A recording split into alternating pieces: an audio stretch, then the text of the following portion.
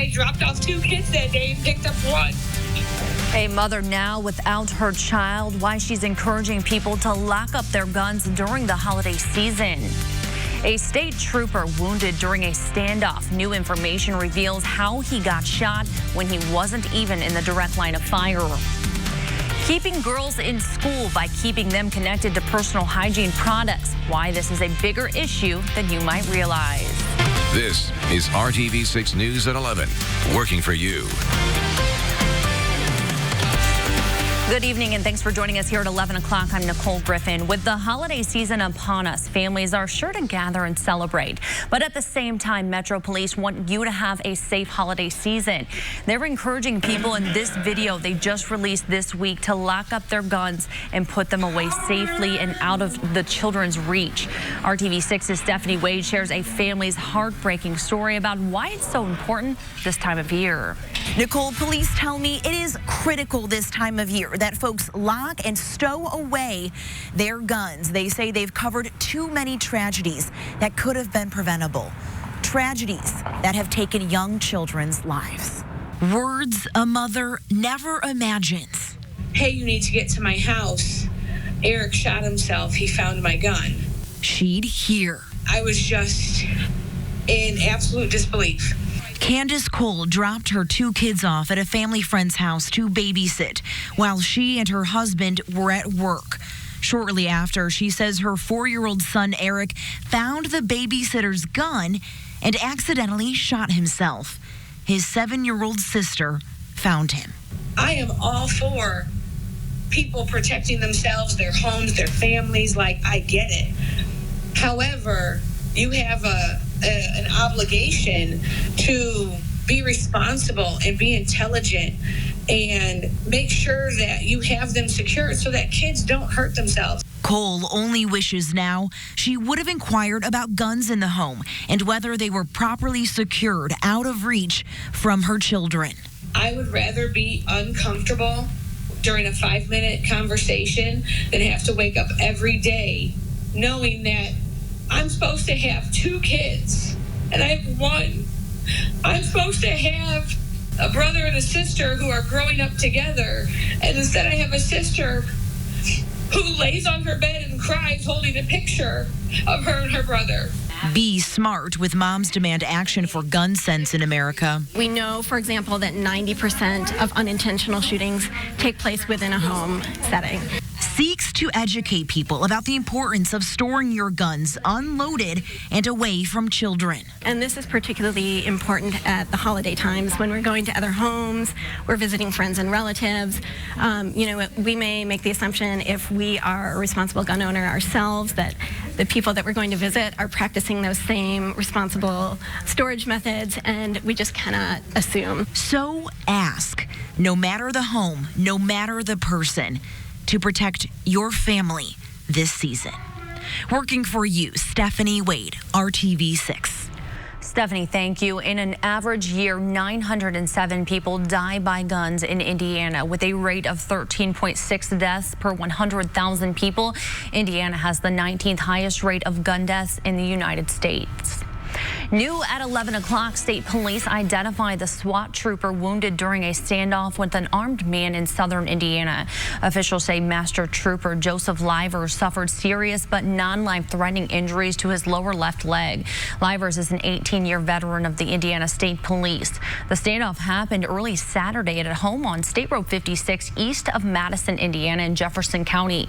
Officials say Wade Rourke was firing shots inside the house. He was in the basement of the home when he shot through a hole in the wall of the basement. One round fired through the hole and struck Master Trooper Livers. Rourke surrendered after Livers was rushed to the hospital. Let's now get to check your Storm Team 6 forecast with meteorologist Kyle Mounds. Yeah, Nicole, we saved the best for last this weekend. Saw the sunshine return today and temperatures almost making it to the 50-degree mark. We sit in the upper 30s right now, and I don't expect our temperatures are going to move too far because we've got this south breeze around 10 miles per hour. power. Our skies have pretty much cleared out, though. As we look around central Indiana, we find temperatures upper 30s and lower 40s. 41 for you right now in Martinsville, Greenfield at 38, and Crawfordsville at 37 degrees. Here's a look at the satellite and radar, and you can see a band of a few clouds that have made their way back in around Crawfordsville through Lafayette, Delphi, into Kokomo and Marion, Indiana. Not going to have any precipitation associated with those clouds, and they'll move through here pretty quickly. So by the time we get into tomorrow morning, kids have a short week at school here. Heading off to the bus stop, we'll have partly cloudy skies and temperatures into the middle 30s for you. Coming up, we are on our way to even warmer days in the 7-day planning forecast. Wet and windy, though, ahead of the Thanksgiving holiday, and we're also going to detail some snow chances in the 7-day forecast. All right, Kyle, thank you. Well, tonight, 8 people are displaced after a fire caused damage to 4 apartments on the east side.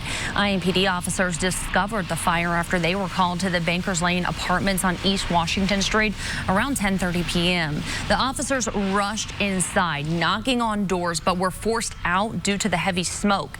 When Indianapolis firefighters arrived on scene, people were hanging out of the windows of the building trying to escape. Firefighters immediately started fighting the fire and trying to rescue the victims inside.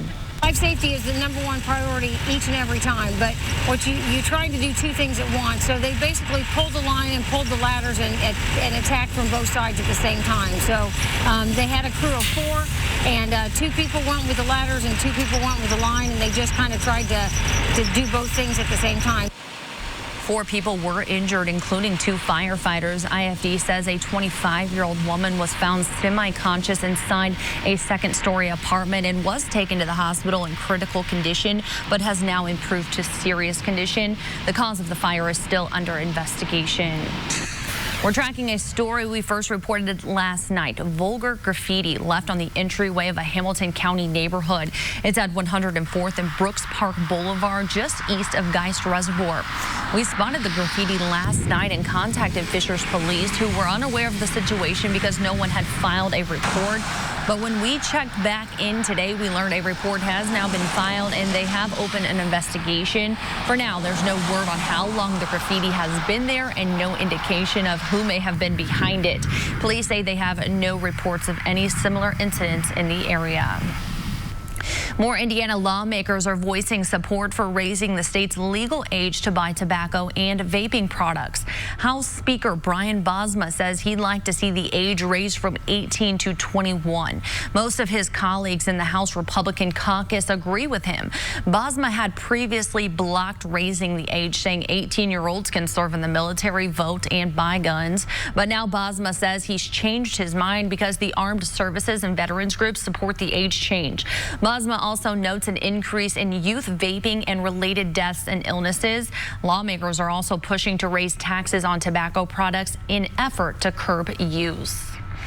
Another late arrival to the Democratic field of presidential candidates. Former New York City Mayor Michael Bloomberg officially threw his hat in the ring, making the announcement today after weeks of speculation. Here's ABC's Rachel Scott with the latest. Following weeks of speculation, it's official. Former New York City Mayor Michael Bloomberg is in the race for president, making the announcement in a written statement and in his first TV spot. Mike Bloomberg for president. I'm Mike Bloomberg, and I approve this message. Dropping more than $37 million on a TV ad campaign, the largest of the 2020 cycle so far. His fellow candidates firing back, accusing the billionaire of trying to buy the election. Democracy means that billionaires cannot buy elections. Congresswoman Alexandria Ocasio-Cortez, who is supporting Senator Bernie Sanders, says billionaires should not be president right now. And I think that it's going to take us further in the direction of wealth and political power concentrating at the very, very top of our country. And I think that our democracy should be for everyday people, not for purchase. Bloomberg's ads will air in several key primary states. And maybe the argument is, hey, I've got more money than the guy in the White House. I don't think they're going to buy that. I think they want someone different. His campaign now gearing up for the 2020 race. This Bloomberg building has been bustling. We've seen staffers in and out of this building all morning long. And check it out, they're moving in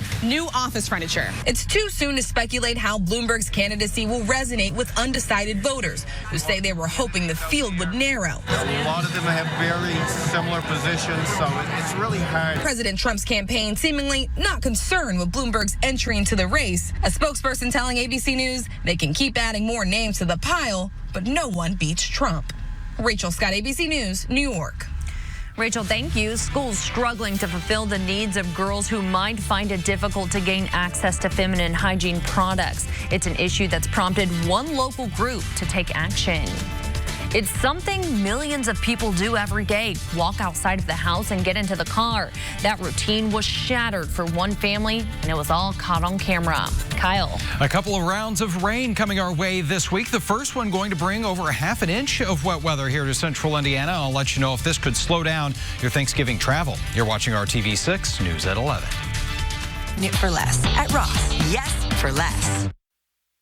This is RTV6 News at 11, working for you. It's a problem impacting girls and young women across Indiana. School nurses cannot keep up with the demand for tampons and pads needed to keep girls in class. RTV6's Amanda Starantino is tackling a sometimes taboo subject at Southport High School, where students say school is sometimes the only place they have access to items that are necessary for their health. It's never a girl's fault that she has her period. It happens to everybody, and we sometimes don't know when it's going to happen.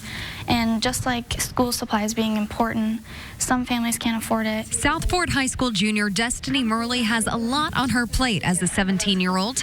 And like many teen girls, her period can become a source of anxiety. Not knowing if I have the products or not is even more stressful. Thankfully, Destiny and other girls and young women at Southport High can go to their nurse's office if they forget to bring extra pads or tampons to school, or if bringing them from home isn't an option. I know tampons and pads are very expensive, and I know some people can't afford it, and sometimes I can't afford it.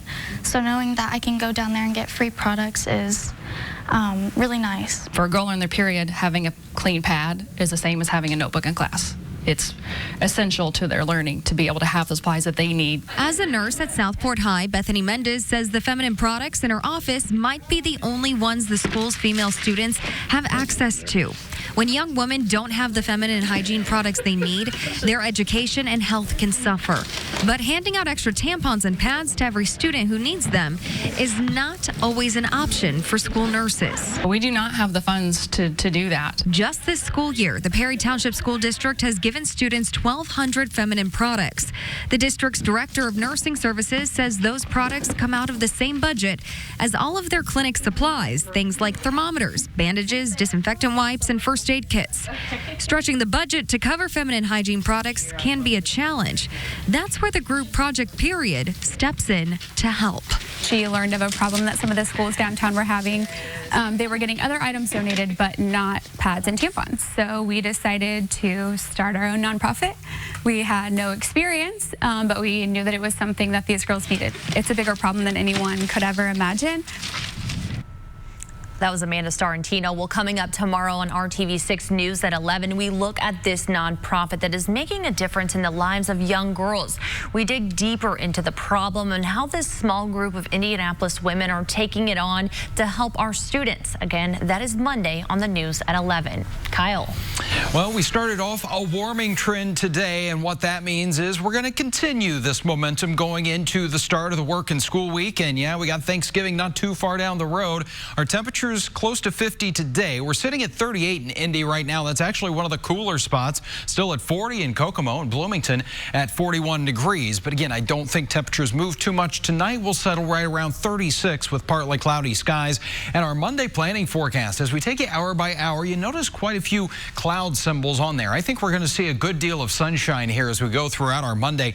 And look at this. We're crossing that next temperature hurdle here as we get back above 50 degrees into the middle 50s for that afternoon high. It will be a little bit breezy, but it's that southwest warming wind between about 10 and 15 miles per hour, which will get our high temperature to 58 in Columbus, 55 in Lafayette, and that's going to be a pretty popular number across central Indiana tomorrow. Richmond also at 55 degrees. So that comes with a good deal of sunshine. Let's get you into Tuesday, where things do start to change a little bit. This is the middle of the day for lunch hour. Temperatures in the 50s, those clouds increasing once again, and I think as we get into our Tuesday Thursday evening for the rush hour.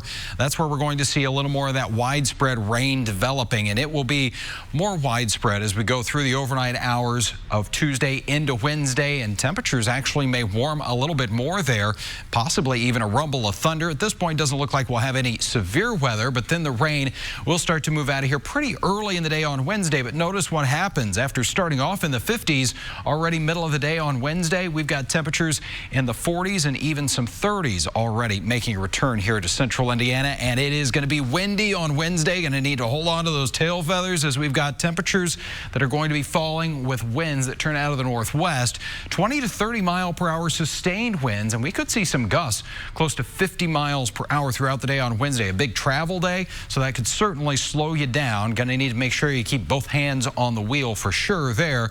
Things settle down a little bit as we go into our Thanksgiving Thursday forecast. Mostly cloudy skies and our temperature a little cooler at 43 degrees. 7-day planning forecast now. We put it all together for you there, and there's the mild stretch with highs in the 50s the next few days, 43 for Thanksgiving. We've actually got 50s back in the forecast on Saturday with rain likely across the area, and then a colder blast behind that. Next Sunday, we're talking about temperatures falling through the 30s, chance for some rain and snow showers back in the forecast. Wednesday doesn't sound great, but the rest of the week is all right. Yeah, we've got some rain chances out there. Overall, travel should be in pretty good shape, just a little windy. Okay, Kyle, thank you. Well, ahead, staying closed off from emotions is taking a big toll on a segment of our society. We look at a new push to give young men of color the freedom to open up.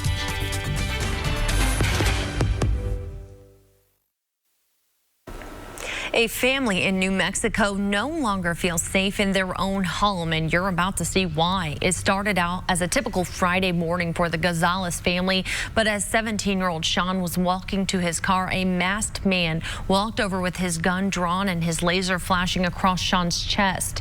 Sean gave him the keys, and the man jumped inside the car and took off. Sean's little sister was inside the house getting ready for school. She was unaware of what was going on, but she's still shaken up. I just love him so much, but thank God nothing really happened. Thank God he did the right thing. The family says they moved to their current neighborhood to get away from crime, and now they're changing their locks and updating their alarms. A luxury fashion house has pulled an outfit from its collection after criticism it resembled concentration camp uniforms from the Holocaust. The outfit was designed by Loewe, a luxury brand based in Spain.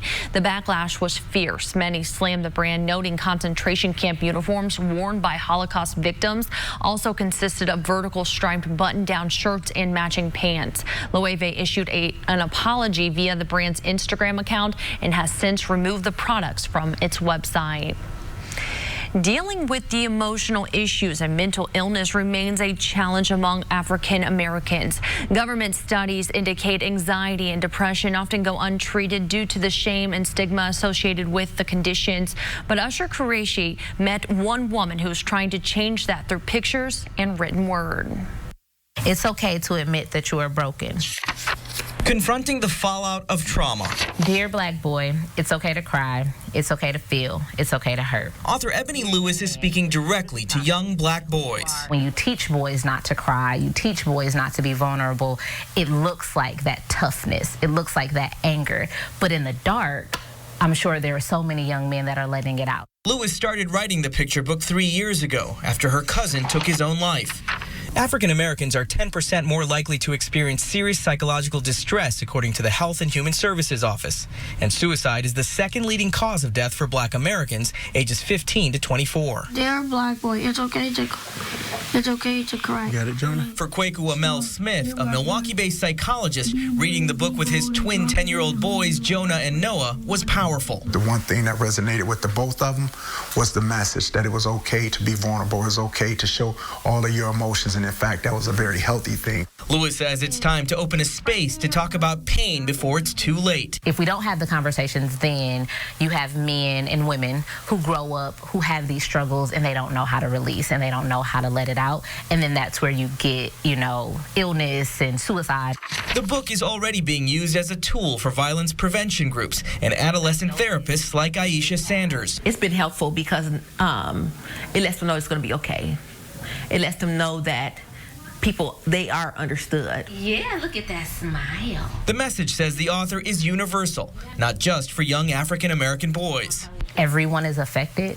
We all deal with mental health. No one is exempt. Lessons Smith says even his 9-year-old daughter can benefit from. When it's time for her to mother a young boy, she has that ability to know, hey, this is what we've been taught from the beginning. And as a parent, specifically a black male, you can still learn. It's never too late. Never too late to learn and heal. You can't fix the things you don't reveal. Your peace is your power, and your happiness is your weapon. Your tears are how you heal. Reporting from Milwaukee, I'm Usher Qureshi.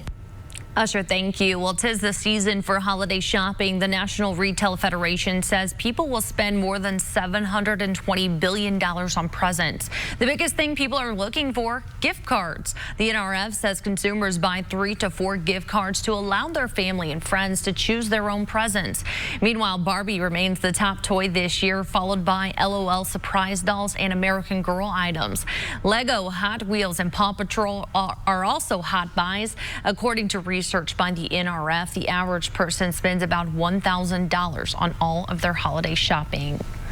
Today, an organization that helps improve the lives of children and others who suffer from hunger and malnutrition received help from local students. Students from the Jewish Federation of Greater Indianapolis spent their afternoon at the Packaway Hunger Warehouse. They helped prepare nearly 4,000 meals for local food pantries. The food will go to help those in need during the Thanksgiving holiday season. If you want to help, there is a great opportunity to volunteer on Giving Tuesday, December 3rd, where Packaway Hunger will be packing 5,000 meals for local families. People took advantage of the sunshine and warmer temperatures today and got outside to enjoy a new holiday tradition in Noblesville. The Ice Plaza at Federal Hill Commons opened this weekend. The temporary ice rink with real ice will stay open until January 6th. Instead of offering sessions, the Ice Plaza allows skaters to enjoy the ice for as long as they want. The ice rink is closed on Monday and Tuesday, but opens back up Wednesday at 5 p.m. It is also closed on Thanksgiving. We'll be right back after this break. $3, what? You saw it all unfold right here earlier tonight on RTV6. The glamour, the wackiness, and the show-stopping performances on the American Music Awards. But just in case you missed something, here's ABC's Elena Gomez with highlights from the big show.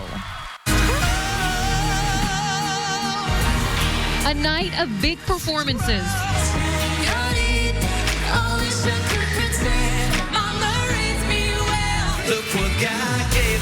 The American Music Awards, where the winners are chosen by their fans. It's the American Music Awards, baby! Taking home the prize for pop or rock song, Halsey, Without Me.